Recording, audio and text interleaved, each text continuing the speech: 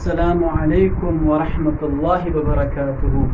میں سعود بشیر، جیسے کہ آپ جانتے ہیں کہ آج سے پہلے میں نے 2 ویڈیوز دیے تھے، جن میں سے پہلا ویڈیو جو تھا وہ میری یوٹیوب چینل کے بارے میں تھا کہ میں یوٹیوب چینل کا آغاز کرنے جا رہا ہوں، اور جو میرا دوسرا ویڈیو تھا اس میں میں نے جو ہے عدد اور معدود کے بارے میں بات کی تھی، جو ہمارے اسکول میں بچوں کے نصاب میں ہیں۔ آج کا لیکچر جو ہے وہ بھی بچوں کے لیے ہی ہوگا انشاءاللہ۔ آنے والے دنوں میں جو ہے بیسک عربک گرامر شروع کرنے جا رہا ہوں، جو میں نے پہلے ہی کہا ہے پہلے ہی ویڈیو میں کہ عام لوگوں کے لیے، جو عام انسان ہیں یا جو بچے اسکول سے باہر پڑھتے ہیں، چاہے ہائر سیکنڈری میں ہیں، کالج میں ہیں یا کہیں اور پڑھتے ہیں، یا جن کو شوق ہے عربی سیکھنے کا، ان کے لیے میں بیسک عربک گرامر سے انشاءاللہ آنے والے دنوں میں شروع کر رہا ہوں۔ تو آج کا جو لیکچر ہوگا وہ بھی بچوں کے لیے ہی ہوگا، اور جیسا کہ بچے جانتے ہوں گے کہ ہمارے نصاب میں جو کتاب رکھی گئی ہے وہ ہے دروس اللغت العربیہ کا پارٹ فرسٹ، جو ہے دروس اللغت العربیہ۔ اس کا پارٹ فرسٹ جو ہے ہمارے نصاب میں رکھی گئی ہے، ٹھیک ہے۔ اور اب میں بچوں سے بات کرنے جا رہا ہوں۔ تو بچوں کیا ہے کہ ہم نے T1 تو مکمل کیا ہے، اب ایگزام بھی دیا، تو آج ہم جو ہے U3 شروع کرنے جا رہے ہیں، یعنی کہ یونٹ 3 جو ہے وہ ہم شروع کرنے جا رہے ہیں۔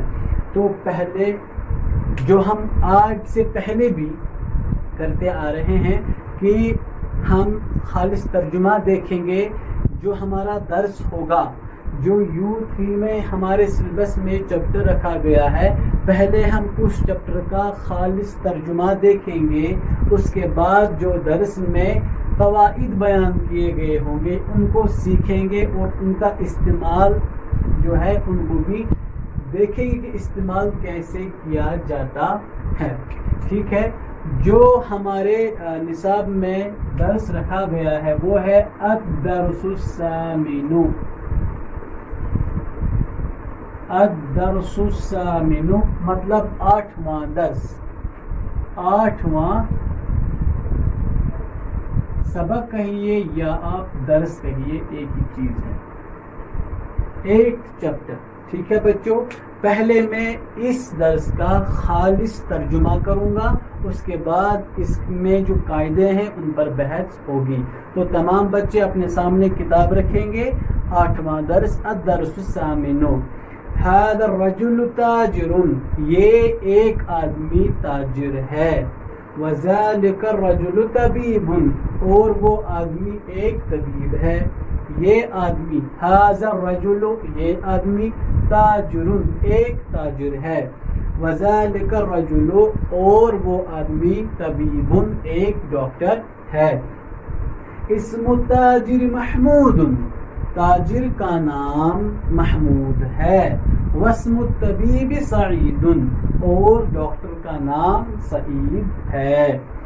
اسم التاجر، تاجر کا نام محمود، محمود ہے۔ واسم الطبیب، اور اسم اصل میں تھا اسم، یہاں پہ جو حمزہ اسے کہتے ہیں حمزۃ الوصل، ٹھیک ہے۔ واسم الطبیب، اور طبیب ڈاکٹر کا نام سعید، سعید ہے۔ ھذا البیت، یہ گھر، للتاجر، بچوں لی جو ہے اس کا معنی اردو میں ہے، اس کا ترجمہ اردو میں ہے کے لیے، یا کا یا کی، تینوں ٹھیک ہیں، چاہے آپ لی کے لیے کہیے یا آپ لی کا ترجمہ کیا کا، دونوں ٹھیک ہے۔ تو ھذا البیت، یہ گھر، للتاجر، تاجر کا ہے یا تاجر کے لیے ہے، ایک ہی بات ہے نا، یہ گھر تاجر کے لیے یا تاجر کا ہے۔ وذالک البیت، اور وہ گھر، للطبیب، ڈاکٹر کا یا ڈاکٹر کے لیے ہے۔ بیت التاجر امام المسجد، ताजिर का घर, बैतु ताजिर, ताजिर का घर, अमाम अल मस्जिद, मस्जिद के सामने है, अमामा सामने, इन फ्रंट ऑफ, इमामुन नहीं है, हमजा पे जबर है, अमामा सामने, ज़र्फ है, इमामुन कहते हैं रहबर को, रहनुमा को, लीडर को, अमामा सामने, in front of the mosque, अमाम अल मस्जिदी, मस्जिद के सामने है, व बैतुत तबीबी, और डॉक्टर का घर, खल्फल मदरसती, स्कूल के पीछे है, खल्फा पीछे, अल मदरसा स्कूल, स्कूल के पीछे है, लिमन हाज़िही सय्यारतु व लिमन तिलका, ये गाड़ी किसकी, लिमन, ले आया मतलब का किया के लिए, लिमन हाज़िही सय्यारतु, ये गाड़ी किसकी है या ये गाड़ी किसके लिए है, दोनों ठीक है, व तिलका वलिमन तिलका, और वो किसके लिए या किसकी है, हाज़िही सय्यारतु लित्तबीबी, ये गाड़ी डॉक्टर की है या डॉक्टर के लिए है, हाज़िही सय्यारतु, ये गाड़ी, लित्तबीबी, डॉक्टर की है या डॉक्टर के लिए है, व तिलका लित्ताजिरी, और वो ताजिर की या ताजिर के लिए है, हाज़िही सय्यारतु मिनल याबानी, हाज़िही सय्यारतु, ये गाड़ी मिनल याबानी, जापान से है। बच्चों मिन जो है ना, इसका उर्दू में असल तर्जुमा है से, फ्रॉम, लेकिन आम फहम जो है यहाँ पे इस्तेमाल कर सकते हैं कि, मतलब ये गाड़ी जापान से है, ये असल तर्जुमा है। हम यहाँ पे कह सकते हैं ये गाड़ी जापान की है, असल में है ये गाड़ी जापान से है, लेकिन से और की लगभग एक ही बात है कि ये गाड़ी जापान की है, ये आसान तर्जुमा है।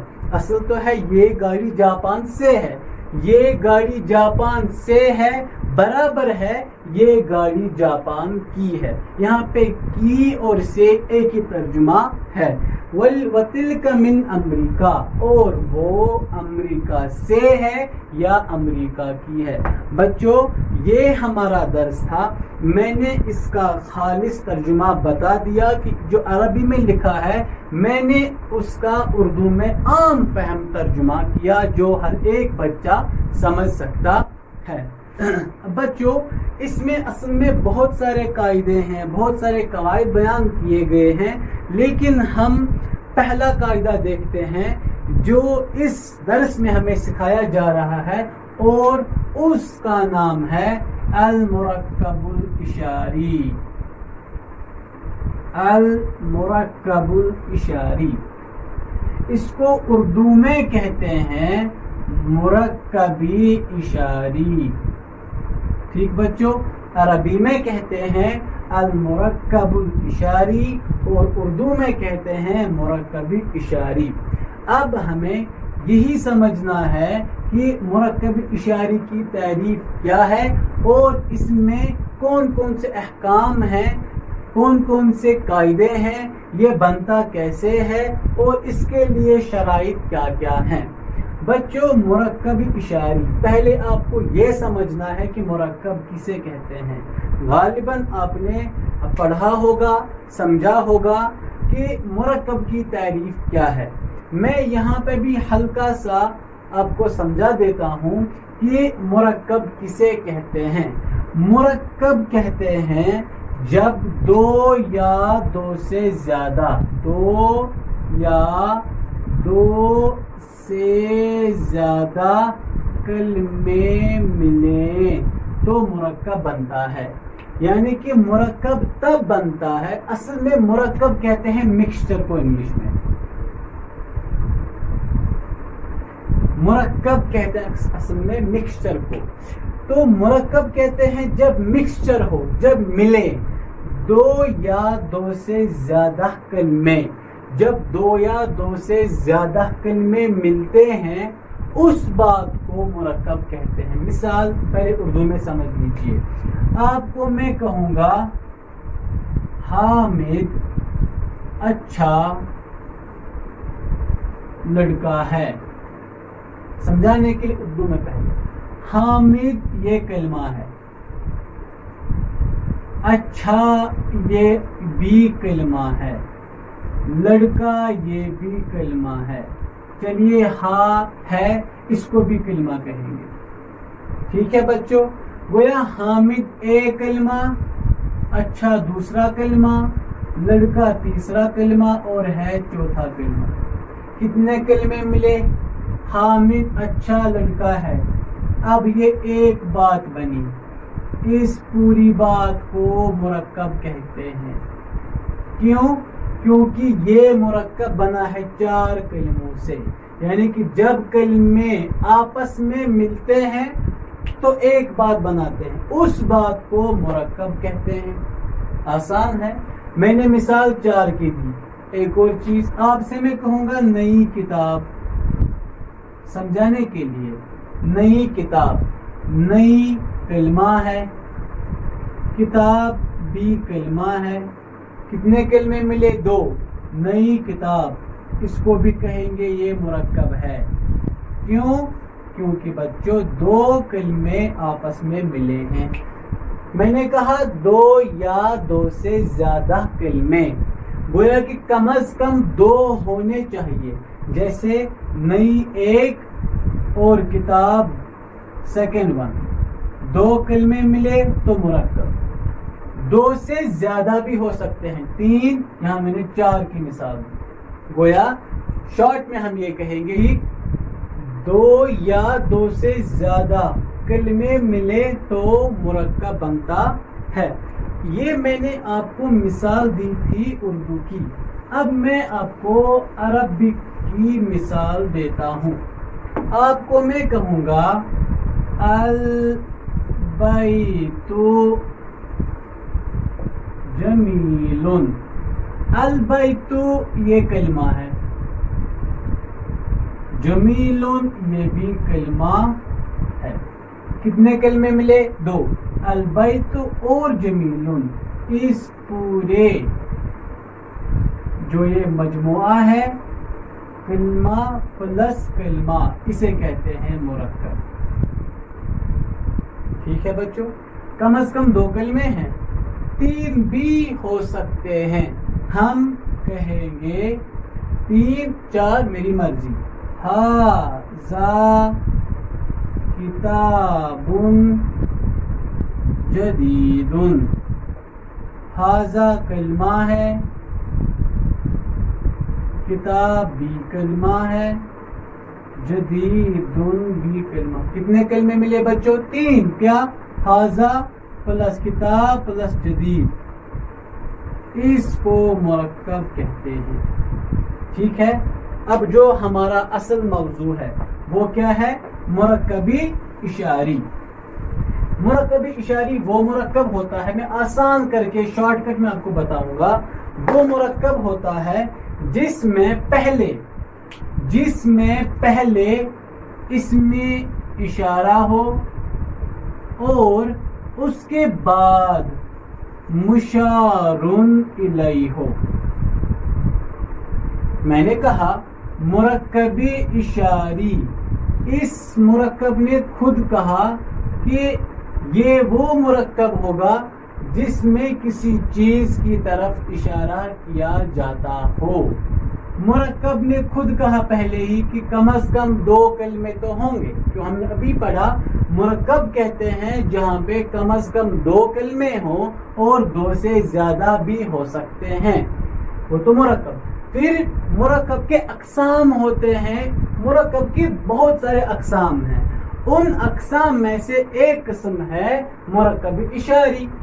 اب مرکب اشاری میں تو کم از کم 2 کلمے تو ہونے چاہیے. کیوں؟ کیونکہ اس کا نام ہی ہے نا مرکب اشاری. گویا کہ مرکب میں کم از کم 2 کلمے تو ہونے چاہیے. پھر یہ 2 کلمے کون سے ہیں، یہ مسئلہ ہے. مرکب اشاری کم از کم 2 کلمے ہونے چاہیے. مرکب کا مطلب اشاری، مطلب اس مرکب میں جو 2 کلمے ہیں اس میں اشارہ کیا گیا ہوگا کسی چیز کی طرف. آسان کر کے بتاتا ہوں. اور وہ دو کلمے کون کون سے ہیں؟ پہلا کلمہ ہے اسم اشارہ، دوسرا کلمہ ہے مشار الیہ. پہلا کلمہ ہوگا اسم اشارہ اور دوسرا کلمہ جو ہے وہ آپ کے پاس ہوگا مشار الیہ. گویا کہ پہلا کلمہ دوسرا کلمہ تو مرکب تو بنا، لیکن کون سا مرکب؟ پہلا کلمہ کیا ہے؟ اسم اشارہ. دوسرا کلمہ کیا ہے؟ مشار الیہ. گویا کہ یہ مرکب ہے، دو کلمے تو ہے، لیکن وہ دو کلمے ہے کیا؟ پہلا ہے اسم اشارہ اور دوسرا ہے مشار الیہ. اس لیے اس کا نام پڑا مرکب اشاری، مرکبی اشاری. اتنا ٹھیک؟ یعنی کہ جہاں پہ اسم اشارہ ہو اور اس کے فوراً بعد مشار الیہ ہو، اس کو ہم عربی میں کہتے ہیں، اس ترکیب کو ہم کہتے ہیں مرکبی اشاری. اتنا ٹھیک ہے؟ اب ایک اور بات، اس میں اشارہ دو اقسام کے ہوتے ہیں. ایک ہوتا ہے للقریب، دوسرا ہوتا ہے للبعید، نزدیک کے لیے اور دور کے لیے. مثال آپ کو میں کہوں گا یہ، جب میں نے یہ کہا نا، میں نے اشارہ کیا، اور یہ کا مطلب ہے جو نزدیک ہے، یہ مطلب ہمارے سامنے ہے. اگر میں نے آپ سے کہا وہ مطلب بھی ہے، اشارہ ہی ہے لیکن دور. للقریب یہ، للبعید وہ. عربی میں اس میں اشارہ للقریب 5 ہیں اور للبعید 5 ہے، کل ہوئے 10 مل کے. للقریب اور للبعید دونوں مل کے 10 بنتے ہیں اسم اشارہ. مثال عربی میں ھذا، ایسے ہی ہے ھذہ، ہؤلاء وغیرہ. یہاں پہ مثال ذالک، تلک، اولئک، تانک وغیرہ وغیرہ. ٹھیک؟ گویا کہ جب چاہے ان 5 میں سے کوئی بھی ہو یا ان 5 میں سے کوئی بھی ہو، ہے تو وہ اسم اشارہ ہی. اس کے بعد جب مشار الیہ ہوگا تب ہی مرکب اشاری بنے گا. اب مثال اس کے بعد آگے دیکھیں گے، یہیں پہ ہے. آپ کو میں کہوں گا ھذا، ٹھیک ہے؟ ھذا کیا ہے؟ پہلا کلمہ ہے نا، اس سے پہلے تو کوئی ہے ہی نہیں، پہلا کلمہ ہے. اور یہ ہے کہ اسم اشارہ. ھذا مطلب یہ.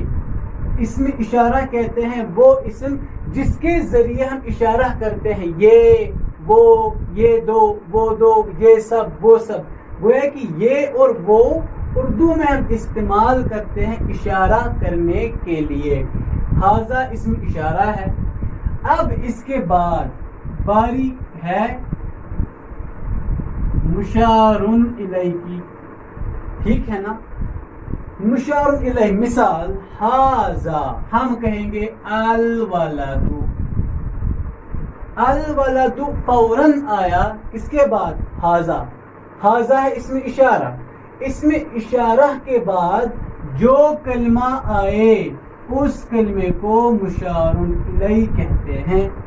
آسان. لیکن بچوں ایک بات یاد رکھنا، مشار الیہ میں ایک قاعدہ یہ ہے، مشار الیہ جو ہے یہ ہمیشہ ہوتا ہے الف لام والا. ھذا الولد، یعنی ھذا الولد. مشار الیہ یا تو عربی میں معرف، اسے کہتے ہیں معرف باللام. اصل میں معرف باللام الف لام والا کلمہ یا تو وہ مضاف ہوتا ہے. اس درس میں ہمیں سکھایا گیا ہے مشار الیہ معرف باللام استعمال کر کے، یعنی آسان کر کے مشار الیہ آتا ہے اسم اشارہ کے بعد، لیکن مشار الیہ پر الف لام ضروری ہے. میں اگر لکھوں، یہاں دیکھیے ھذا، الف لام کاٹوں تو بچا ولدن. ھذا، ھذا کیا ہے؟ اسم اشارہ. ٹھیک ہے بچوں؟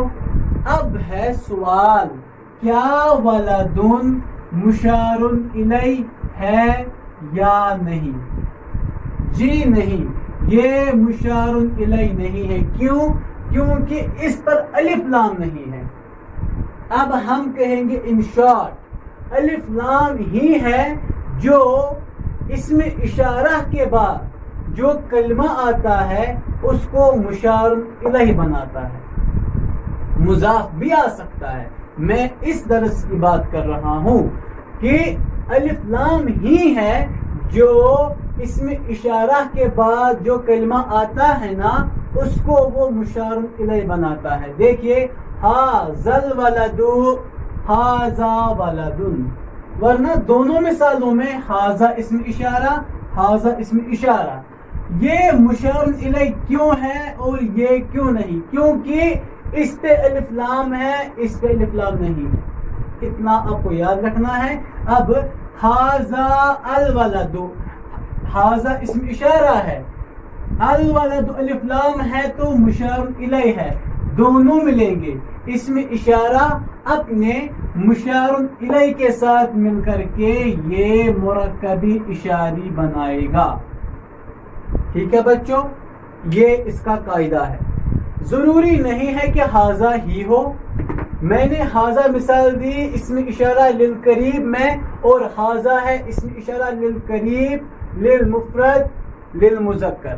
ہم استعمال میں نے 10 کہے نا، 5 للقریب 5 للبعید. ہم 10 میں سے کوئی بھی استعمال کر سکتے ہیں، اور اس کے بعد ان 10 کے بعد ضروری ہے کہ وہ کلمہ آئے جس پر الف لام لگا ہوا ہو. مثال ہم کہیں گے تلکا.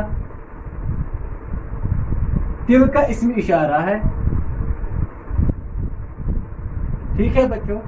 اس کے بعد اگر الف لام والا کلمہ آیا تو بنے گا مشار الیہ.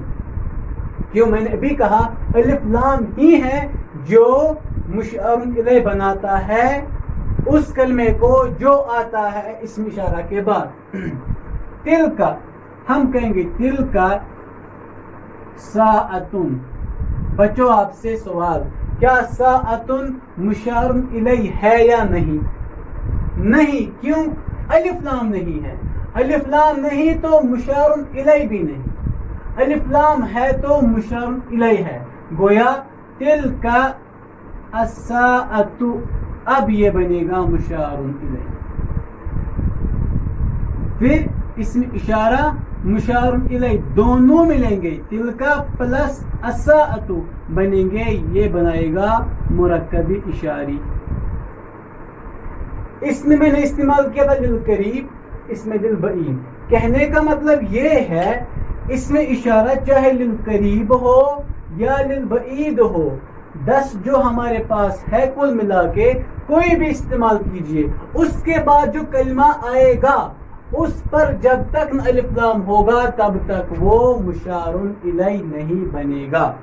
بچوں آج کے لیے کافی ہے. انشاءاللہ آگے اور دیکھیں اس میں کون کون سا قاعدہ بیان کیا گیا ہے. السلام علیکم ورحمۃ اللہ وبرکاتہ.